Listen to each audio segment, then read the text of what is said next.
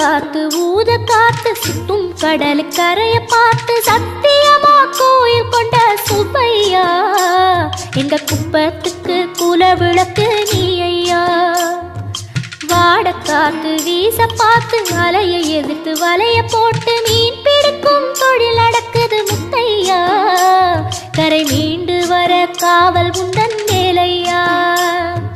திருச்செந்தூர் ஆண்டவனே வேல் முருகா தினம் உனக்கு நன்றி சொல்வோம் மால் மருகா.